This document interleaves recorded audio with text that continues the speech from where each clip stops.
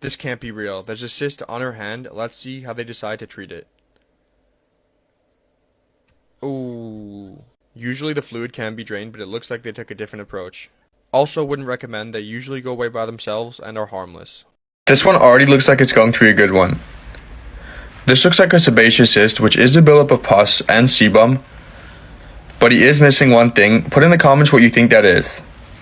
So I've seen a bit of part 1, and of course I had to look at the comments. So it's great to see the gloves being worn. And I know we're super strong about wearing them in the skincare community.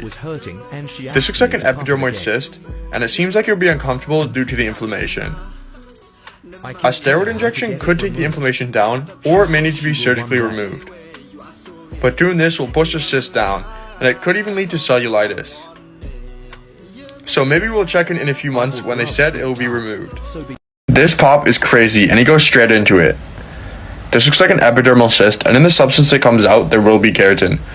And popping these definitely does not seem comfortable. These are great. Looks like she's using an extra large hydrocolloid patch, which are usually used for breakouts on the chest and back. She's had this one on for about 10 hours, so let's see what comes off with it. There it is. They create a seal on the skin which absorbs pus and oil, and they also flatten the spot while reducing redness. They should also be used in conjunction with a consistent skincare routine. This guy is brave. This looks like a gauze, and in these cases, it's used to pack where a cyst has been incised. It also allows the area to continue to drain. There it is. So I got tagged in this video a few times. Let's see what we have. Swelling on the eyelid is known as blepharitis. Ooh, and it looks painful. This looks like a chalazion cyst, which can happen when oil glands on the eyelids are clogged, maybe due to false eyelashes or extensions. As bacteria grows in makeup, to try and prevent this, discard it every 6 months. Let's see if it pops. Also, try not to wear eyelash extensions longer than the recommended time. Ooh, not the nails. The cyst could go away on its own, or an incision or antibiotics could be taken. Squeezing is definitely not recommended, as the infection could spread to the eye, but an ophthalmologist could help.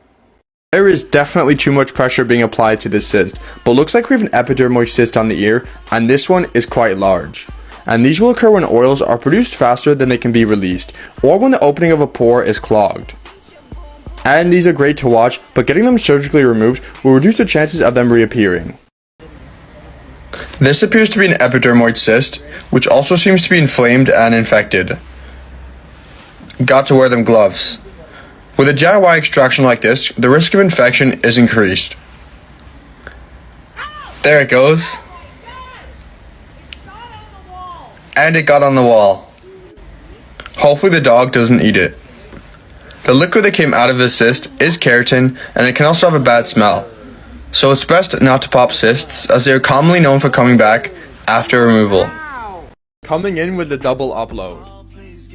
This looks like cystic acne, which does not go away on its own, so it will need prescription medication. And as tempting as it may be to pop or squeeze cystic breakouts, it's not recommended, as the bacteria will be pushed deeper into the pore. Plus there's inflammation and redness, so these are usually really painful. These blackhead removals are super satisfying, but any pressure here can cause infection to the underlying cysts. Looks like we have a compilation of hydrocolloid patches, otherwise known as pimple patches, and I really like these as they assist the skin in healing. Look at all that stuff that comes off with the patch. And also a great use of tweezers, as they make for an easy removal.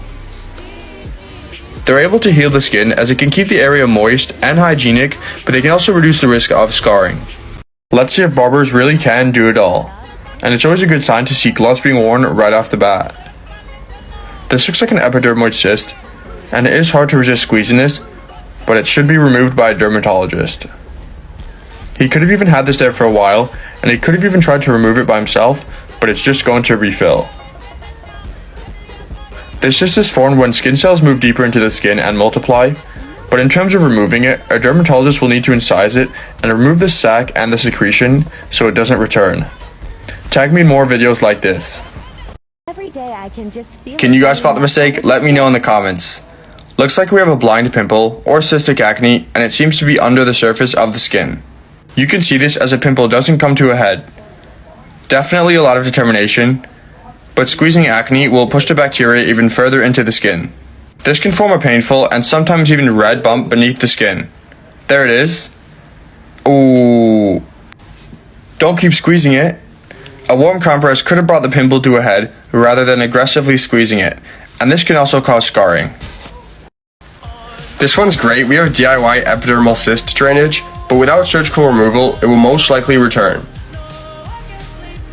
Should they just wipe the pus with their finger? It's best not to touch a cyst, or pick or squeeze it, as this could cause damage. Happy Halloween, let's see what we have. This looks like a sebaceous cyst. Popping it can leave part of it still in your body, but we know she's going to pop it, so let's see how it goes. Cortisone injections are usually used for cysts, and they help to reduce inflammation. Ooh! Did it get on the mirror? Oh my god. And also don't forget those gloves. There it is. And we're back with hydrocolloid patches. These actually remove dead skin cells, oil, and bacteria.